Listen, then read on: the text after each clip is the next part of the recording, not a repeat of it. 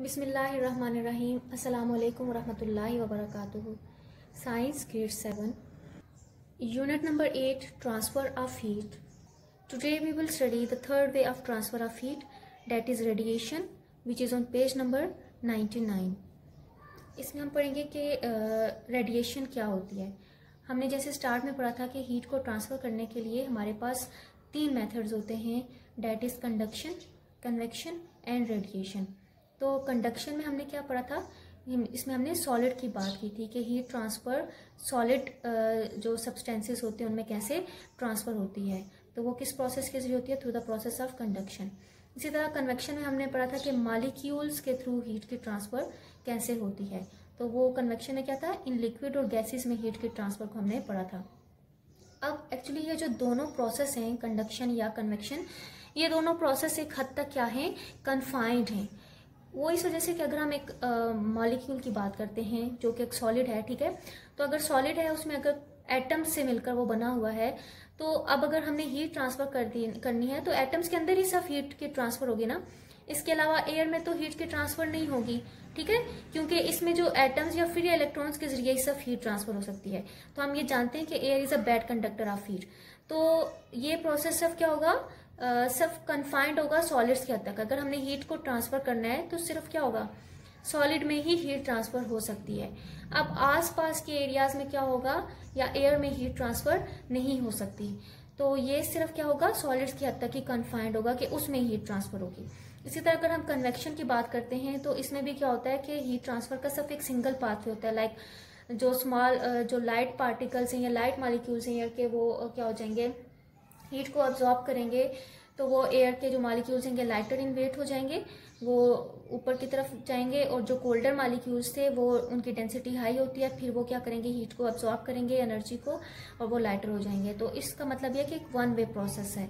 तो अब इन दोनों में कोई ऐसा प्रोसेस नहीं है जिसमें हीट ट्रांसफर हो इन ऑल डायरेक्शंस। अगर हम पढ़ना चाहें कि हीट ट्रांसफर करना चाहें इन ऑल डायरेक्शंस, तो वो कौन सा प्रोसेस है, दैट इज रेडिएशन। ये एक एग्जांपल के थ्रू भी आप इसको देख लें कि कंडक्शन, कन्वेक्शन और रेडिएशन में क्या है फर्क। कि कंडक्शन क्या है, सॉलिड सब्सटेंसेस जो भी हम सॉलिड बॉडी लेते हैं उसमें हीट की ट्रांसफर होना। जैसे ये मैंने पॉट ले लिया तो ऑब्वियसली ये गर्म होगा, तो इसके अंदर जो भी चीज़ पानी वगैरह अगर हम डालते हैं, कोई चीज़ गर्म करेंगे तो वो गर्म होगी, ठीक है। तो कंडक्शन क्या है कि सॉलिड सब्सटेंसेस में हीट ट्रांसफर कैसे होती है। तो सॉलिड क्या होते हैं, कंडक्टर्स होते हैं, वो हीट को कैसे ट्रांसफर करते हैं कि उनका जिस एरिया का हीट के साथ डायरेक्ट कांटेक्ट होगा, वो पार्टिकल सबसे पहले क्या होंगे, गर्म होंगे, और वो फिर फुल बॉडी को आहिस्ता आहिस्ता क्या करके पार्टिकल्स, नेक्स्ट पार्टिकल्स की तरफ क्या करेंगे, हीट एनर्जी को ट्रांसफर करेंगे, तो वो फुल बॉडी क्या हो जाती है, वार्म अप हो जाती है। इसी तरह कन्वेक्शन का क्या प्रोसेस होता है कि एक वन वे प्रोसेस होता है। अब कंडक्शन में हमने ले लिया था, एक पैन ले लिया था, ठीक है, अब इसके अंदर हमने वाटर को रख दिया बॉयल करने के लिए। तो अब देखें अब वाटर का क्या होगा, डायरेक्ट कांटेक्ट है ना हीट के साथ। तो अब वाटर में जो मॉलिक्यूल्स होंगे, सबसे पहले तो पैन गरम होगा, जो पॉट आपने लिया, कंटेनर जो भी आपने लिया है, तो वो गरम होगा। फिर उससे क्या होगा, उसके अंदर जो वाटर के मॉलिक्यूल्स हैं जिनका डायरेक्ट कांटेक्ट है हीट के साथ, वो मॉलिक्यूल्स गरम होके लाइटर इन वेट हो जाएंगे, वो ऊपर की तरफ मूव करेंगे, और वो वाटर के मॉलिक्यूल्स जो कोल्डर थे, जो जिनकी डेंसिटी हाई थी, हैवी थी, वो नीचे की तरफ मूव करेंगे, और वो फिर नीचे की तरफ आने के बाद हीट एनर्जी को गेन करेंगे, then they are lighter in weight. इसी तरीके से पूरा वाटर क्या हो जाता है, आहिस्ता आहिस्ता करके गर्म हो जाता है। तो ये एक वन वे प्रोसेस था, दैट इज कन्वेक्शन। और अगर मैं बात करती हूँ कि हीट को ट्रांसफर करना इन ऑल डायरेक्शंस, ठीक है, ये भी गर्म हो गया, पैन भी गर्म हो गया, इसके अलावा वाटर भी बॉयल हो गया, और इसके अलावा बाकी जो एरिया है वहां पर भी हीट की ट्रांसफर हो रही है, तो वो जो प्रोसेस होता है वो क्या होता है, रेडिएशन का प्रोसेस होता है। इट्स मीन कि heat transfer in all directions through किसकी फॉर्म में, थ्रू वेव्स की फॉर्म में हीट का ट्रांसफर होना रेडिएशन कहलाता है, ठीक है। अब लेट सपोज मैं एक एग्जांपल ले लेती हूँ आपकी आसानी के लिए, कि मैं ये कहती हूँ कि सन है, ठीक है, जो अर्थ से बहुत ज़्यादा डिस्टेंस पे प्रेजेंट है, ठीक है। तो अब सन के गिर्द जो मॉलिक्यूल्स होंगे, ठीक है, चाहे वो एयर के हों, ठीक है, जो भी मॉलिक्यूल्स सन के गिर्द प्रेजेंट होंगे, तो सूरज की जब रोशनी उन तक पहुंचेगी, ठीक है, in the form of waves, तो अब क्या होगा कि जो मॉलिक्यूल्स हैं वो क्या हो जाते हैं, हीट एनर्जी को गेन करते हैं। अब हीट एनर्जी गेन करने की वजह से क्या हो जाते हैं, they are lighter in weight हो जाते हैं, ठीक है। अब ये लाइटर इन वेट होंगे तो ये जाहिर सी बात है अर्थ की तरफ मूव करेंगे ना, लाइटर इन वेट होने की वजह से। तो अर्थ के गिर्द, क्योंकि अर्थ सन से बहुत डिस्टेंस पे प्रेजेंट है, तो अर्थ के गिर्द जो मॉलिक्यूल्स होंगे वो तो कोल्डर इन वेट होंगे ना, वो तो कोल्डर होंगे और डेंसिटी उनकी क्या होगी, हाई होगी। तो अब ये वाले मॉलिक्यूल्स कैसे सन तक पहुंचेंगे, अब जाहिर सी बात है इतना लार्ज डिस्टेंस है सन और अर्थ के दरमियान, तो वो कोल्डर मॉलिक्यूल्स इतना ज्यादा डिस्टेंस तो नहीं कवर करेंगे ना सन तक पहुंचने के लिए, और जो लाइटर है मॉलिक्यूल्स वो इतना डिस्टेंस कवर नहीं कर सकते अर्थ तक पहुंचने के लिए। तो ये प्रोसेस यहाँ पर बिल्कुल काम नहीं कर सकता, ठीक है, यहाँ पर नहीं हो सकता ये प्रोसेस। इट्स मीन कि अगर हमें अर्थ पे रहकर सूरज से रोशनी हासिल करनी है तो वो किस मेथड से होगी, that is in the form of radiations. क्योंकि सूरज और जमीन के दरमियान सब एयर प्रेजेंट होती है या फिर वैक्यूम भी प्रेजेंट होती है, ठीक है। तो सूरज की रेज हमारे पास जो अर्थ में किसकी फॉर्म में आती है, सूरज की रोशनी किसकी फॉर्म में आती है, in the form of rays आती है, तो दैट इज रेडिएशन, ठीक है। सूरज की रोशनी अर्थ तक कैसे पहुंचती है, in the form of waves, ठीक है, जिसको हम क्या बोलते हैं, रेडिएशन बोलते हैं, ठीक है। इसी तरह अगर हीट को लार्ज डिस्टेंस पे या फिर आल डायरेक्शन में ट्रांसफर करवाना हो तो वो किसकी फॉर्म में ट्रांसफर होती है, in the form of radiations. तो रेडिएशन क्या है कि हीट के ट्रांसफर इन आल डायरेक्शंस, ठीक है, किसकी फॉर्म में होनी चाहिए, इन द फॉर्म ऑफ वेव्स होनी चाहिए। अब एक और एग्जांपल ले लेते हैं, जैसे हमने एक सोर्स ले लिया, वो क्या है, हीटर, ठीक है। हीटर क्या प्रोवाइड करता है, हमें हीट प्रोवाइड करता है।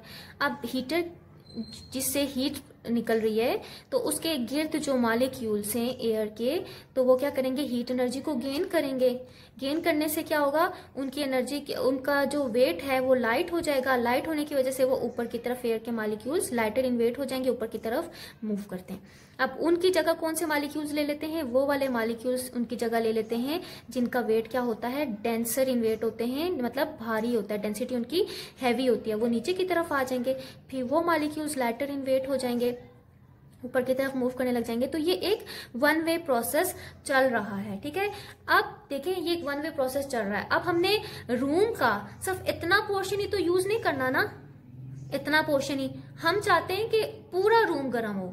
तो बाकी डायरेक्शन में, बाकी एरियाज में हीट कैसे पहुंचती है, वो रेडिएशंस की सूरत में हर जगह पे हीट क्या होती है, ट्रांसफर होती है, ठीक है। तो बाकी एरिया में कैसे ट्रांसफर होगी, बाकी एरिया में रेडिएशंस के थ्रू, ठीक है, in the form of waves, heat her area में ट्रांसफर हो गया और फुल रूम क्या होगा, गर्म होगा। तो हीटर में सिर्फ कन्वेक्शन का ही प्रोसेस नहीं होता, तो हीटर में कौन से प्रोसेस हो रहे होते हैं, कन्वेक्शन भी हो रही होती है और साथ हमारे पास क्या हो रही होती है, रेडिएशन का भी प्रोसेस हो रहा होता है। तो इट्स मीन के हीटर में हीट ट्रांसफर हो रही होती है through the process of convection plus radiation हो रही होती है, ठीक है।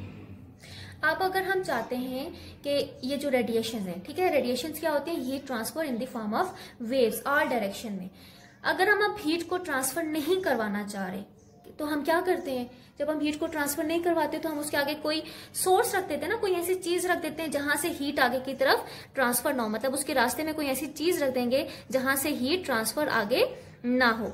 अब वो चीज डिपेंड करती है कि वो क्या है, वो रेडिएशंस को एब्जॉर्ब करेगी, रेडिएशंस को एमिट करेगी या रेडिएशंस को रिफ्लेक्ट कर देती है, ठीक है। तो अब वो कौन कौन सी चीजें हैं, हम वो पढ़ेंगे कि रेडिएशन किन चीजों पे डिपेंड करती है। तो जो रेडिएशंस होती हैं वो 3 चीजों पे डिपेंड करती हैं। फर्स्ट वन इज, अगर हम डिपेंडेंस की बात करते हैं तो फर्स्ट है हमारे पास कलर एंड टेक्सचर, ठीक है, colour and texture of surface. Second one is temperature, और थर्ड है हमारे पास सरफेस एरिया। तो फर्स्ट जो हम पढ़ते हैं colour and texture. Texture means कि उसकी सरफेस कैसी है, रफ है या फिर स्मूथ है। तो अगर हम कलर की बात करते हैं कि कौन से कलर्स हैं, हमें पता है कि जितनी भी बॉडीज होती हैं वो रेडिएशंस को या हीट को एमिट कर रही होती हैं या एब्जॉर्ब कर रही होती हैं, ठीक है। तो ये रेडिएशन का प्रोसेस हर बॉडी में ऑल द टाइम होता रहता है। अब जिस बॉडी में हीट ज्यादा होगी वो रेडिएशन को एमिट करती हैं, और जिनमें हीट कम होगी वो रेडिएशंस को, मतलब हीट एनर्जी को क्या करती हैं, एब्जॉर्ब करती हैं। तो अब कौन से कलर्स ऐसे हैं जो रेडिएशंस को एमिट या एब्जॉर्ब करने में मदद देते हैं, और कौन से कलर्स ऐसे हैं जो ना ही एमिट करते हैं ना ही एब्जॉर्ब करते हैं। तो ब्लैक वो कलर है जो रेडिएशंस को क्या करता है, एमिट भी करता है और एब्जॉर्ब भी करता है, ठीक है। अगर एमिट करना होगा तो एमिट करेगा, अगर रेडिएशन हीट एनर्जी कम है तो वो क्या करेगा, एब्जॉर्ब करता है, ठीक है। इसी तरह जो व्हाइट कलर्स हैं वो क्या होते हैं, बैड होते हैं, ठीक है। इस मामले में कि ना ही वो एमिट करते हैं रेडिएशंस को, ना ही वो क्या करते हैं, एब्जॉर्ब करते हैं, बल्कि क्या करते हैं, रिफ्लेक्ट करते हैं। क्या करते हैं, रिफ्लेक्ट करते हैं। रिफ्लेक्ट का मतलब ये होता है कि अपने अंदर वो रेडिएशंस को या हीट एनर्जी को पास नहीं होने देते, बल्कि रेडिएशंस को या हीट एनर्जी को टकरा कर वापस बाहर की तरफ भेज देते हैं। इसी तरह ऐसे शाइनी सिल्वर जो है, सिल्वर कलर जो होता है, ठीक है, शाइनी होता है ना, तो वो क्या है, वो भी ना ही रेडिएशंस को क्या करते हैं, एमिट करते हैं, ना ही एब्जॉर्ब करते हैं, बल्कि they are the best reflectors. They are best होते हैं, रिफ्लेक्ट करते हैं, मतलब रेडिएशंस को, हीट एनर्जी को अब्सॉर्ब नहीं करते, ना ही एमिट करते हैं, बल्कि रिफ्लेक्ट करके भेज देते हैं, टकरा कर उनको वापस भेज देते हैं। अब व्हाइट और सिल्वर में, शाइनी सिल्वर में क्या फर्क है, व्हाइट जो होता है कुछ हद तक रेडिएशंस को एमिट और अब्सॉर्ब कर देता है, जबकि जो शाइनी सिल्वर होते हैं ना, वो सब की सब जो रेडिएशंस होती हैं, अगर देखें जो भी बॉडी है, अगर वो शाइनी सिल्वर की बनी होगी तो वो क्या होती है, अगर उसके अंदर जैसे टी पॉट्स हो गए, ठीक है, अगर ये बॉडी है वो सिल्वर कलर की बनी हुई है, ठीक है, अगर उसके अंदर आपने टी रखी और आप चाहते हैं कि वो टी गर्म ही रहे, तो आप शाइनी जो सिल्वर कलर की होंगी ऑब्जेक्ट्स आप वो लेंगे। उसके अंदर जो टी होती है ना, वो क्या होती है, अगर वो गर्म है तो वो गर्म ही रहेगी, अगर कोई ठंडा पानी आप उसमें डाल देते हैं तो वो ठंडा ही रहेगा। क्यों, वो इस वजह से कि बाहर का टेम्परेचर फिर उस पर इफेक्ट नहीं कर सकता, क्योंकि उनकी जो सरफेस होती है ना, वो जो उनकी बॉडी होती है उसको सिल्वर कलर में पेंट किया होता है, शाइनी सिल्वर होता है। तो शाइनी सिल्वर का मतलब ये है कि they are the best reflectors. Reflectors means कि अगर अंदर चाय गर्म है तो अंदर अगर उसकी बॉडी पे क्या है, सिल्वर कलर हुआ हुआ शाइनी सिल्वर, तो वो उसकी जो हीट की रेडिएशन है, या जो अंदर हीट है ना, गर्म है, ठीक है। तो अब जाहिर सी बात है, बाहर का टेम्परेचर, अगर हमने ये शाइनी सिल्वर ना रखा होता, कोई और बॉडी रखी होती, तो क्या होता कि हमेशा हीट ट्रांसफर होती है from a hot body to cold body.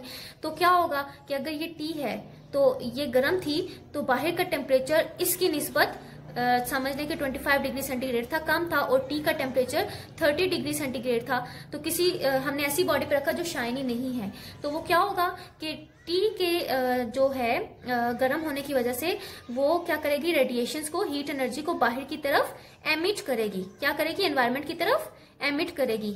Emit करने का मतलब ये होता है तो वो हीट एनर्जी को बाहर ट्रांसफर करेगी। ट्रांसफर तब तक करेगी जब तक दोनों का टेम्परेचर सेम नहीं हो जाता है। ये किस सेंस में होता है, आपने देखा होगा कि जब आप चाय का कोई कप रखते हैं तो थोड़ी देर के बाद वो चाय का कप क्या होता है, ठंडा हो जाता है। क्यों ठंडा हो जाता है, वो इस वजह से ठंडा हो जाता है कि दोनों का टेम्परेचर इक्वल हो जाता है, बाहर का और आपकी जो टी थी उसका टेम्परेचर सेम हो जाता है, तो वो हीट एनर्जी ट्रांसफर हुई है। वो अगर आप शाइनी कोई और कप की बजाय शाइनी या सिल्वर कलर का कप लेते हैं तो वो क्या करता है, रिफ्लेक्टर्स होते हैं, मतलब अब ये रेडिएशंस को बाहर की तरफ एमिट नहीं करेगी, ठीक है, क्योंकि ये रिफ्लेक्ट कर रही है, बाहर की तरफ नहीं जाने की देगी। इसी वजह से तो शाइनी कलर्स के होते हैं जो आप कंटेनर्स या बॉटल्स यूज करते हैं, उसमें आप अगर पानी ठंडा रखेंगे तो वो ठंडा ही रहता है, अगर आप चाय रखते हैं तो वो चाय हमेशा गर्म ही रहती है, क्योंकि they are the best reflectors होते हैं। वो रेडिएशंस को ना एमिट होने में मदद देते हैं, ना ही एब्जॉर्ब होने में मदद देते हैं। इसी तरह अगर हम बाकी दूसरे ब्लू रेड कलर कोई भी ले लेते हैं तो ये क्या करते हैं, थोड़ी बहुत रेडिएशंस को एब्जॉर्ब भी करते हैं और एमिट भी करते हैं। इसी तरह अब हम बात करते हैं टेक्सचर की। तो टेक्सचर का मतलब होता है कि रफ और स्मूथ सरफेसेस। तो हम ये जानते हैं कि जो स्मूथ सरफेसेस होती हैं, बिल्कुल फ्लैट सरफेसेस होती हैं, जैसे वो लाइट को रिफ्लेक्ट करती हैं, इसी तरह वो हीट को भी क्या करती हैं, रिफ्लेक्ट करती हैं। और जो रफ सरफेसेस होती हैं वो हीट को क्या करती हैं, एब्जॉर्ब या एमिट करने में मदद देती हैं। तो अब आपने ये चीज़ नोटिस की होगी कि जब बहुत ज़्यादा गर्मी होती है तो आप लाइट कलर, हल्के रंग के कपड़े पहनते हैं। हल्के रंग के कपड़े पहनने का क्या मतलब होता है कि जो लाइट कलर्स होते हैं वो क्या करते हैं, रिफ्लेक्ट करते हैं। लाइट कलर्स हमेशा क्या करते हैं, रिफ्लेक्ट करने में मदद देते हैं। हीट एनर्जी को ना बहुत ज्यादा एमिट करते हैं, ना ही क्या करते हैं, एब्जॉर्ब करते हैं। इसी वजह से जो आपके घर होते हैं उनमें जो पेंट किया जाता है, जो कलर किया जाता है, वो लाइट कलर्स में किया जाता है ताकि वो हीट एनर्जी को बहुत ज्यादा ना गेन करें, एमिट करें और ना ही ज्यादा एब्जॉर्ब करें। ठीक है। और जो ब्लैक कलर्स और सर्दियों में आप जो डार्क कलर्स वगैरह पहनते हैं तो इनका क्या काम होता है कि वो रेडिएशंस को क्या करते हैं, एब्जॉर्ब करने में मदद देते हैं। इसी तरह नेक्स्ट है हमारे पास टेम्परेचर, कि कितना टेम्परेचर होगा एक बॉडी का तब वो रेडिएशंस को या अब्जॉर्ब करेगा या एमिट करेगा। इसके एग्जांपल के थ्रू आपको समझाते हैं कि हम वही एग्जांपल ले लेते हैं टी की। ठीक है। अब मैंने एक कोई सा भी कप लिया, ठीक है, इसमें टी थी, वो सब क्या थी, इसको किसी सोर्स के जरिए हमने इसको कुक कर लिया। ठीक है। ये ड्यूरिंग कुकिंग अब ये क्या था, हीट, टी ने क्या कर दी, हीट को एब्जॉर्ब कर दिया, तो अब वो टी क्या थी, गर्म हो गई। अब इस टी का जो टेम्परेचर है वही लेट्स सपोज आप ले लें कि 30 डिग्री सेंटीग्रेड है और एनवायरनमेंट में, ठीक है, जो आप जिस एनवायरनमेंट में रह रहे हैं वहां का टेम्परेचर लेट्स सपोज ले लें 25 डिग्री सेंटीग्रेड है। तो अब क्या होता है कि अब ये जो टी है ये रेडिएशंस मीन कि हीट एनर्जी को क्या करेगी, एमिट करेगी या एब्जॉर्ब करेगी। एमिट मीन्स के रिलीज करेगी या फिर ये अपने अंदर और एब्जॉर्ब करेगी। क्या करेगी, टेम्परेचर बाहर का 25 डिग्री सेंटीग्रेड है, टी का ज्यादा है, तो हम ये जानते हैं कि हीट ट्रांसफर होती है from a hot body to cold body. अब टी का टेम्परेचर ज्यादा है तो टी क्या करेगी, रेडिएशंस को एमिट करेगी, ठीक है, फ्रॉम दी आउटसाइड। ठीक है। उस टाइम तक वो रेडिएशंस को एमिट करेगी जब तक टी का टेम्परेचर और एनवायरनमेंट का टेम्परेचर बोथ आर सेम, दोनों सेम नहीं हो जाते हैं। ठीक है। इसी वजह से जो आप कप रखते हैं चाय का तो वो थोड़ी देर के बाद क्या हो जाता है, ठंडा हो जाता है। इट्स मीन कि उस वक्त रेडिएशंस क्या हो रही होती हैं, एमिट हो रही होती हैं। तो दूसरी अगर हम एग्जांपल लेते हैं, टी की बजाय हम ले लेते हैं कि पानी था। ठीक है। अब पानी का टेम्परेचर आप पानी ले लें या फिर आइस ले लें, वो 0 डिग्री सेंटीग्रेड थी, ठीक है, बिल्कुल ठंडी थी और बाहर का टेम्परेचर वही था 25 डिग्री सेंटीग्रेड का। तो अब आप मुझे बताएं कि अब जो आइस थी वो रेडिएशंस को क्या करेगी, एमिट करेगी या एब्जॉर्ब करेगी। ये याद रही आपको कि हमेशा हीट ट्रांसफर होती है from a hot body to cold body. अब बाहर का टेम्परेचर ज्यादा है ना और आइस ठंडी है बहुत ज्यादा, तो अब क्या होगा, अब एमिशन कहाँ से होगी, फ्रॉम द एटमॉस्फेयर ना, एनवायरनमेंट से होगी।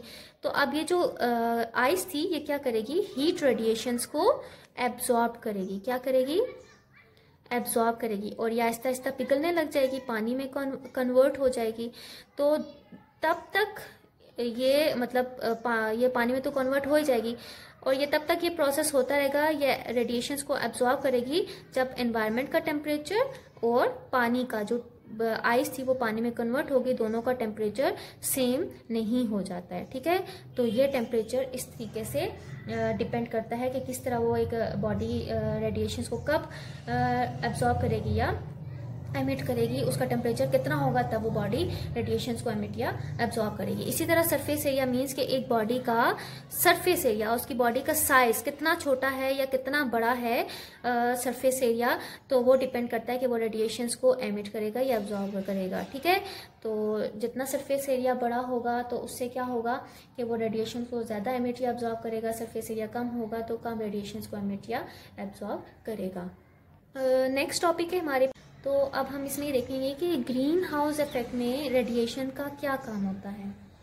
सबसे पहले तो रेडिएशन के बारे में आपको ग्रीन हाउस इफेक्ट के बारे में बता दूं कि ग्रीन हाउस इफेक्ट में हम प्लांट्स को क्या करवाते हैं, ग्रो करवाते हैं। सीजनल प्लांट्स मतलब जो सीजन में ख़त्म हो चुके होते हैं, जो मतलब आपको अब देखो आजकल के दौर में हर चीज़ फ्रूट वेज जो होते हैं आपको हर सीजन में अवेलेबल हैं, तो उनको क्या किया जाता है, उन प्लांट्स को आर्टिफिशियली ग्रो करवाया जाता है। तो जहाँ पर वो ग्रो करते हैं वो कौन सा होता है, ग्रीन हाउस होता है, जहाँ पर उनको ग्रो करवाया जाता है। तो अब एक्चुअली ये आपको क्या है, ये ग्रीन हाउस है, ठीक है। तो अब इस ग्रीन हाउस में क्या है, ये जो वॉल्स हैं जिनके अंदर प्लांट को ग्रो करवाया जाता है ना, तो ये ग्रीन हाउस। अब इसकी जो वॉल्स हैं, दीवारें हैं, वो किससे मिलकर बनी हैं, ग्लास और पॉलीथीन से मिलकर बनी होती हैं। इन वॉल्स का क्या काम होता है, जो ग्लास और पॉलीथीन से मिलकर बनी होती हैं, इनका काम ये होता है कि सूरज से रेडिएशंस को क्या करना होता है, एब्जॉर्ब करना होता है। अब ये बात याद रहे कि सूरज से रेडिएशंस हम तक जो हीट पहुंचती है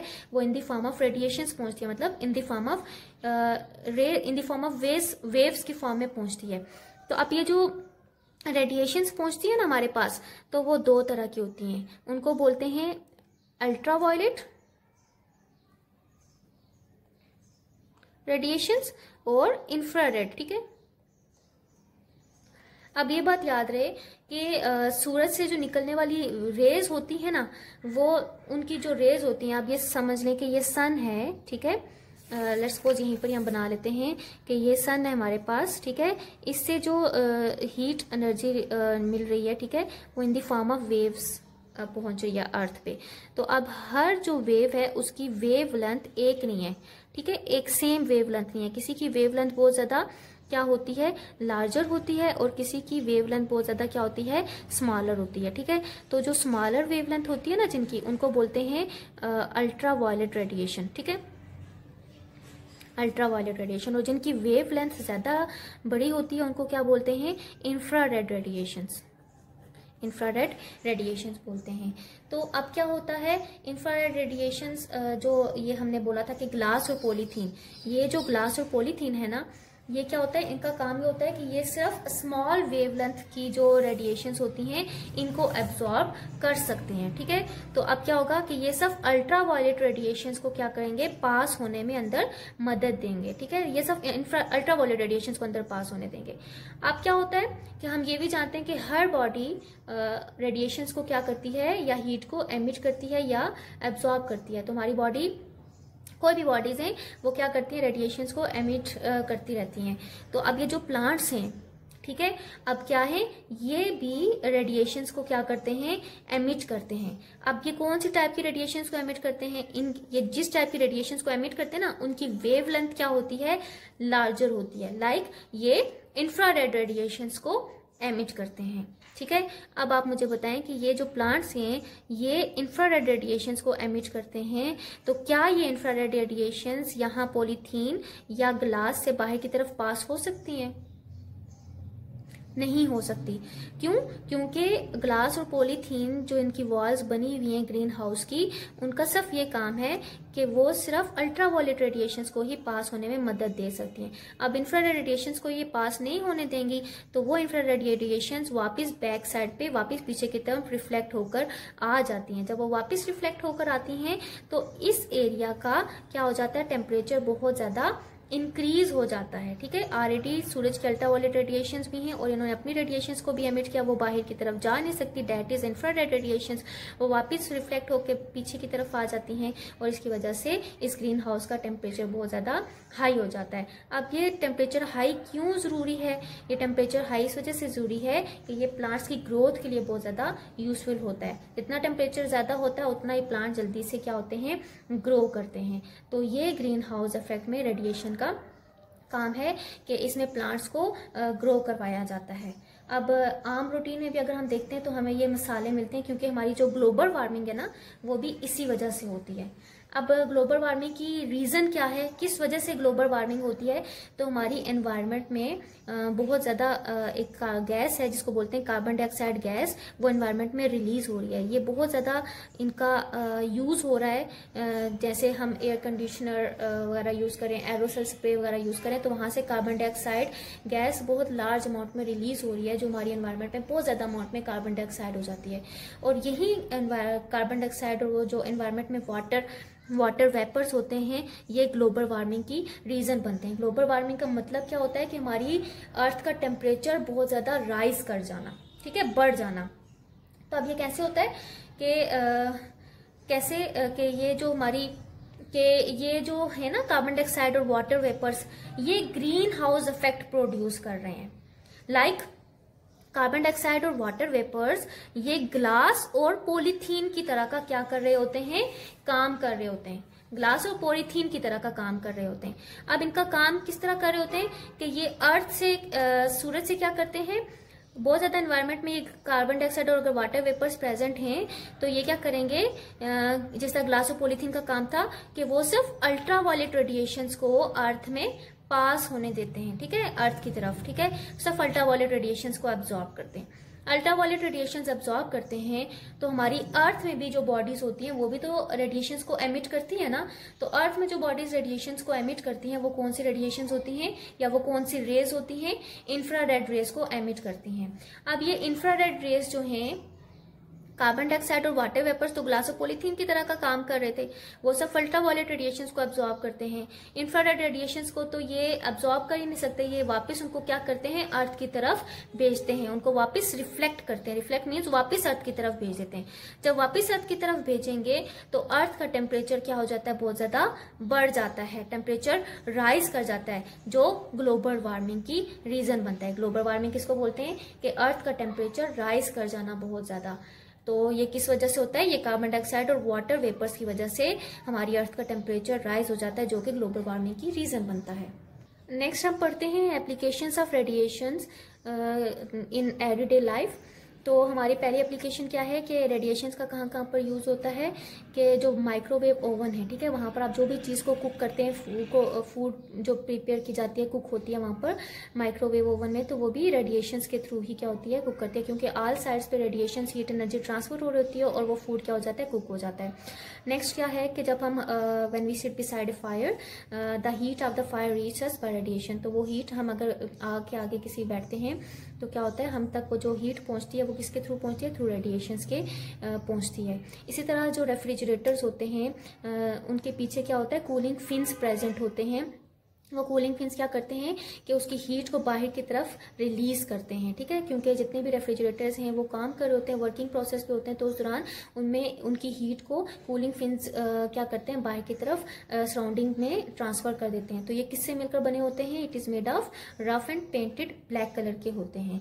इसी तरह जितनी भी शाइनी सरफेसेस होते हैं, टी पॉट्स वगैरह आप यूज जो करते हैं, हमें पता है कि शाइनी सरफेसेस क्या होती हैं, बैड एमिटर्स होती हैं ऑफ रेडिएशंस को। रेडिएशंस का मतलब वो रिफ्लेक्ट करती हैं, ना ही उनको क्या करती हैं, अब्सॉर्ब करने में मदद देती है, ना ही एमिट करने में मदद देती हैं। इसी वजह से जितने भी आप अगर शाइनी सरफेसेस वाले टी पॉट्स यूज करते हैं तो उसमें जो टी होगी वो गर्म ही होगी। अगर आप उसकी जगह कोई भी ऐसे शाइनी सरफेस के कंटेनर्स या बॉटल्स यूज करते हैं, ठंडा पानी उसमें डालेंगे तो वो हमेशा क्या रहेगा, वो ठंडा ही रहता है, क्योंकि शाइनी जो सरफेसेस होती हैं वो बैड एमिटर्स ऑफ रेडिएशंस होती हैं।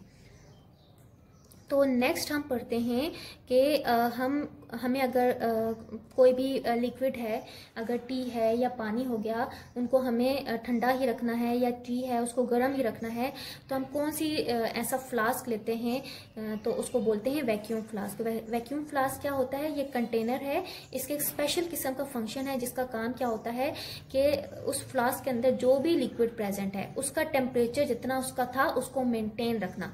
अगर वो जो लिक्विड है वो गर्म है तो उसको गर्म ही रखना, और अगर वो जो लिक्विड उसके अंदर प्रेजेंट है वो ठंडा है तो उसको ठंडा ही रखना है। इट्स मीन कि वैक्यूम फ्लास्क का क्या काम होता है कि ये हीट लॉस से क्या करता है, बचाता है। अब अगर हम इसकी डायग्राम देखें तो वैक्यूम फ्लास्क क्या होते हैं, डायग्राम के जरिए इसको स्टडी करते हैं कि वैक्यूम फ्लास्क का तो हमने पहली बात ये पढ़ ली कि ये हीट लॉस से बचाता है। मतलब कि ऐसी बॉटल्स वगैरह जो मतलब वैक्यूम फ्लास्क के तौर पर काम कर रही हैं, शाइनी जिनकी सरफेस होती है, वो हीट लॉस से बचाती हैं और इसमें कन्वेक्शन, कंडक्शन और रेडिएशन का अमल दखल नहीं होता, ठीक है, क्योंकि कंडक्शन कन्वेक्शन में हीट की ट्रांसफर होती है, तो ये हीट लॉस से तो वैसे ही बचाती हैं। तो अब हम इसकी अगर स्टडी करते हैं, इसकी डायग्राम देखते हैं, तो देखा जाए तो इसकी जो बाहर की एक कवरिंग होती है, इसकी दो टाइप की कवरिंग होती है, टू वॉल से मिलकर ये वैक्यूम फ्लास्क बना होता है, ठीक है। इसकी टू वॉल्स होती हैं, आउटर सरफेस होती है, ये इसकी क्या होती है, अंदर वाली सरफेस होती है। जो आउटर सरफेस होती है ये भी क्या होती है, शाइनी सिल्वर की होती है, ठीक है, शाइनी इससे पेंट हुआ होता है इस पे। और जो अंदर की है अंदर की जो बॉटल है, ये जो आपको अंदर की दिख रही है, ये भी क्या होती है, इसमें अंदर की तरफ यहाँ पर बाहर की तरफ शाइनी सिल्वर होती है कोटिंग, और अंदर यहाँ पर भी शाइनी सिल्वर की कोटिंग हुई होती है। और यहाँ पर अगर देखा जाए तो ये स्टॉपर है, प्लास्टिक का स्टॉपर होता है। मीन्स के plastic is a bad conductor, means के वो प्लास्टिक क्या है, एक इंसुलेटर के तौर पर काम कर रहा है।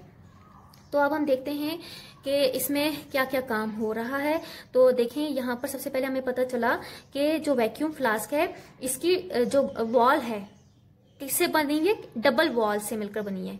ये फर्स्ट वॉल और this one is the second wall. तो ये डबल ग्लास वॉल से बनी हुई है। इट्स मीन कि यहाँ पर हीट का लॉस नहीं होता, ये हीट लॉस से प्रिवेंट करती है। इसका मतलब क्या हुआ कि इसमें कंडक्शन और कन्वेक्शन का प्रोसेस नहीं होता। कंडक्शन का मतलब क्या होता है कि जो एटम्स हैं, ठीक है, उसका मूव करना, ठीक है, आउटसाइड की तरफ। अगर उसमें हीट ज्यादा प्रेजेंट है तो वो एटम्स को क्या करेगा, हीट को ट्रांसफर करेगा दूसरे एटम्स की तरफ। तो ऑलरेडी यहाँ पर देखिए स्टॉपर लगा हुआ है ना, ठीक है। तो अब क्या होगा, स्टॉपर किसका बना हुआ है, वो किसका बना हुआ है, प्लास्टिक का बना हुआ है। ये इंसुलेटर के तौर पर काम कर रहा है।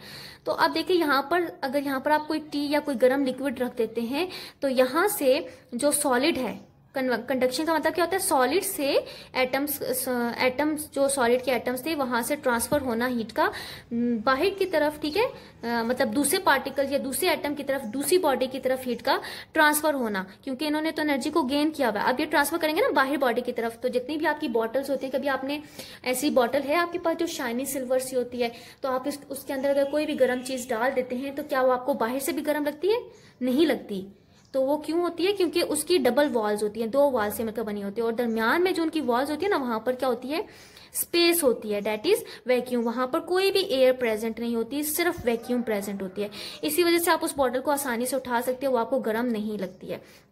तो इसी वजह से जो अंदर लिक्विड अगर प्रेजेंट है तो अंदर वाली जो बॉटल है वो सॉलिड बॉडी थी ना, तो वहां से हीट ट्रांसफर नहीं हो सकती बाहर वाली बॉडी की तरफ, क्योंकि दरमियान में क्या है, वैक्यूम प्रेजेंट है। और यहां से भी हीट ट्रांसफर नहीं हो सकती क्योंकि ये एक इंसुलेटर के तौर पर काम कर रहा है, और इंसुलेटर हमें पता होते हैं क्या होते हैं, जो हीट को ट्रांसफर नहीं कर सकते हैं, ठीक है। और स्टॉपर का क्या है कि यहाँ पर कन्वेक्शन का भी प्रोसेस नहीं हो सकता, क्योंकि लिक्विड क्या है, यहाँ पर बॉइल्ड है, हीट ट्रांसफर नहीं हो सकती आउटसाइड की तरफ। जब अगर हम इस स्टॉपर को हटाएंगे तो देन वो हीट बाहर की तरफ क्या होगी, धुआं निकलता हुआ आपको बाहर की तरफ दिखाई देगा। इट्स मीन की हीट ट्रांसफर हो रही है। अगर आप इस स्टॉपर को बंद ही रखेंगे, खोलेंगे नहीं, तो हीट ट्रांसफर नहीं हो सकती। इट्स मीन के कन्वेक्शन का प्रोसेस भी नहीं हो सकता, और सेकंड वन हमारे पास कंडक्शन का प्रोसेस भी नहीं हो सकता।